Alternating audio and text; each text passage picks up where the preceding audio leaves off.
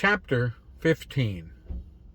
Nellie watched from between the slats of the bin where she was hiding as her aunt left with the killer.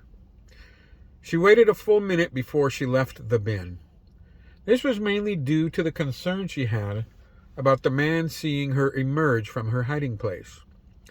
She had been going about her business, helping her aunt close up the shop, then the knock on the door, followed by her aunt using her childhood signal for danger, had chilled her to the bone. Nellie knew her aunt to be one of the most stable and reasonable people in her life. If the shopkeeper felt that there was danger, then Nellie had no doubt that they were in jeopardy. The lovely young woman was shaking as she exited the bin. She had bits of Cornish heath stuck in her hair, this due to the fact that the bin was where they deposited the detritus of their floral endeavors in Floweries. She made her way from the rear of the store to the front door, where her aunt had exited in the company of the handsome visitor. Nellie carefully unlocked the door and poked her head out to see if there was any evidence of which way the man had taken her aunt. The pair of them were not long gone, as they had left the shop only a minute before, but Nellie could see no sign of them as she looked to the left and right. She did make out a pair of footprints in the light dusting of snow that was still clinging to the walk in front of the shop. The prints indicated that her aunt and the man had gone off to the west. The young woman thought this was a mixed blessing, as if she had been able to see them, they would have possibly been able to see her as well. Nellie was certain that her aunt had told the man that she was alone, and he had believed her, or else he would have taken the both of them. She locked the front door as she considered what to do. Some people, maybe most people, would first think of contacting the police. Nellie did briefly consider this course of action, but only briefly. There was a lot of corruption in the city's law enforcement arm. Surely there were some good officers, but honestly, she felt they were more of a limited deterrent. She didn't know how motivated they would be to help over one missing shopkeeper. Her next thought, of course, was of her cousin Teague. If anyone could handle this, it was he.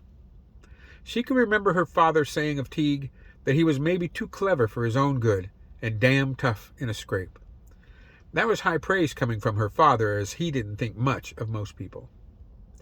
Nellie ran upstairs to the shared rooms that she inhabited with her aunt and cousin Teague. Since she had lost her father to the war, her aunt and cousin had become her only family. For the last several years she had worked and lived with them, and they were most dear to her. She didn't bother going through her aunt's room because she had left with a killer. She called out for Teague as she searched the upstairs room. Nellie had not seen her cousin all day, but went to his room in the off chance he was there.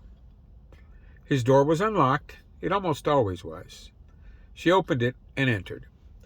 Nellie had always thought Teague's bed was a bit frilly, and it was neatly made with military corners. His chambers were sparsely furnished. Everything but the bed was very utilitarian. There were two framed pictures in the room. One was Teague, as a small boy, standing next to a tall man in uniform. Nellie knew that this was Teague's father, though she had never met her uncle. The other picture was Teague himself, in similar uniform at the end of the Great War. She could see medals on his chest. Pip, Squeak, and Wilfred, as they were affectionately known, were there. Even more prominent was a Victoria Cross. Teague never offered the details of how he had received his grateful nation's highest award for gallantry, and Nellie didn't feel it was her place to ask. Teague was not to be found in his room, so Nellie would need to look elsewhere.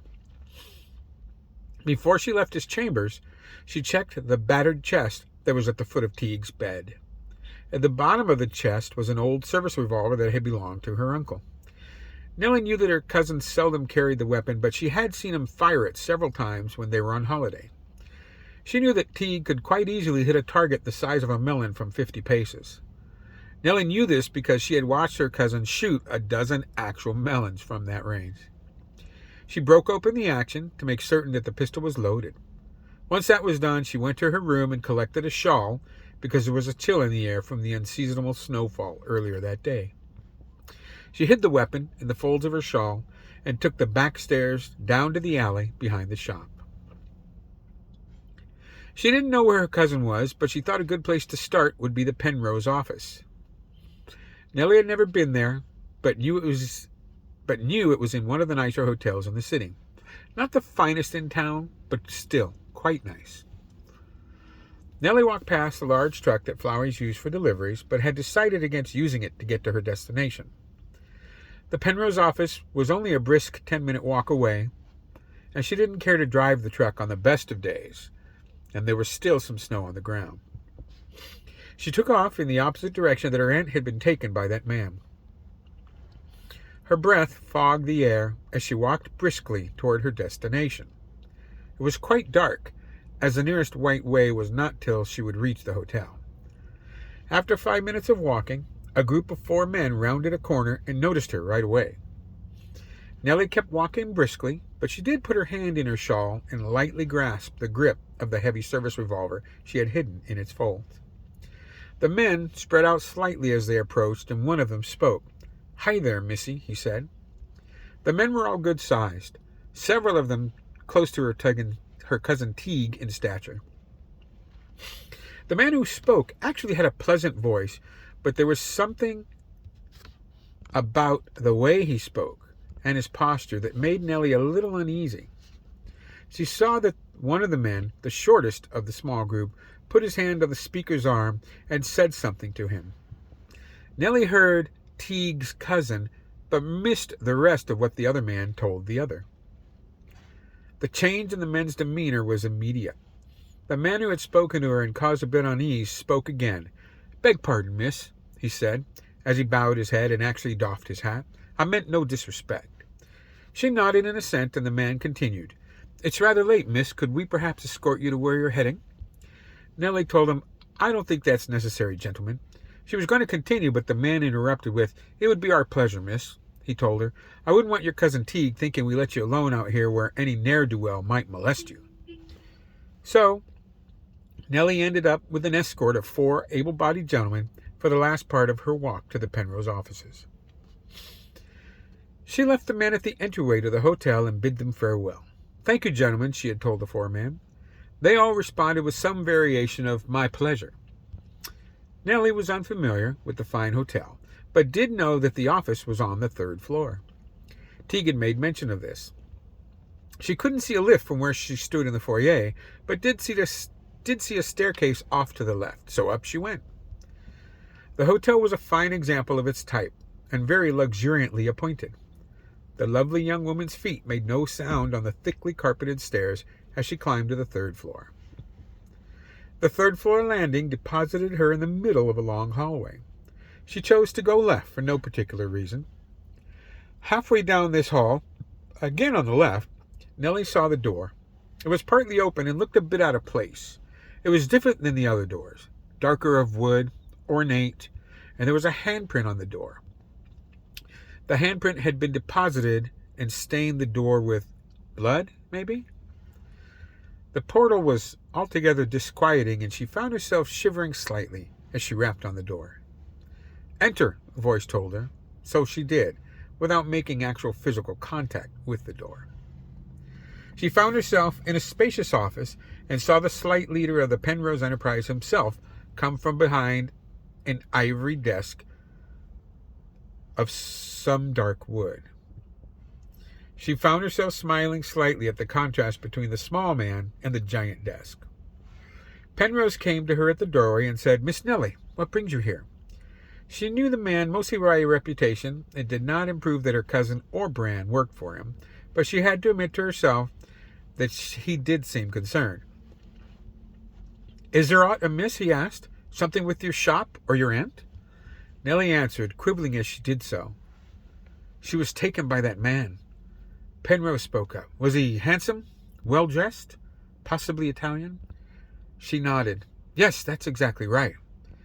He nodded his head slowly in a negative manner and muttered, "That will not do." "Mr. Penrose, sir," Nellie said. Where is my cousin? He needs to handle this." Penrose told the girl. "And so he shall, Miss Nellie." The slight man laid a gentle hand on her arm and guided her toward the settee near the window. "I can see you're upset. Please have a seat by the radiator. I'll send for some refreshment." Nellie thought about protesting, but suddenly felt quite tired. She hadn't realized how exhausting this much stress could be. She allowed the Enterprise leader to usher her toward a comfortable-looking settee and took a seat. Nellie spent the next several hours on the comfortable perch near a window and a nicely warm radiator. Since it was so late, and she had experienced such stressful events, she found herself dozing off and on while the Enterprise leader went about his business. She could sense the slight man was near frantic, though he didn't outwardly display anything out of the ordinary. Several men came and went over the next few hours, and she occasionally did nod off briefly. At one point, she awoke with a start and thought she saw a small figure dart out the front of the office. It was quick. She had barely a glimpse, and she wasn't sure there had really been anyone there. Later, she would remember thinking that the small figure reminded her of a picture that her own father had of his grandfather as a boy, but that was silly. By the time the sun was coming up, Nellie had come out of a doze to the delicious smell of breakfast. She could see a sideboard that had mounds of bacon, eggs, biscuits, along with coffee and tea. She was pleasantly surprised that when she got up, the slight Enterprise leader had made her a plate with a bit of everything. "Well, thank you, sir," she told Penrose, and he smiled, which made him look like a pleasant uncle or even grandfather. "Of course, Miss Nellie." He continued with, "No word yet from your cousin or his companions, but I hope to have them back here quite soon." The young woman ate a healthy plate of breakfast and then took a lovely cup of tea back to the settee, where she continued to wait for Teague. Not long after she had finished her breakfast, Nellie heard someone at the troubling door. Fitz was the first one through the door.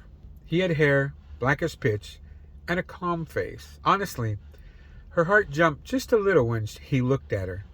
She found this to be the case more and more lately. But Teague followed directly after the big man, and when she saw her cousin, she jumped up from the settee, dropping her cup to the floor. "Teague!" she cried out as she ran to her cousin. "He took her." Teague asked explosively, "What?" Nellie told the Enterprise troubleshooter, "That man took your mother."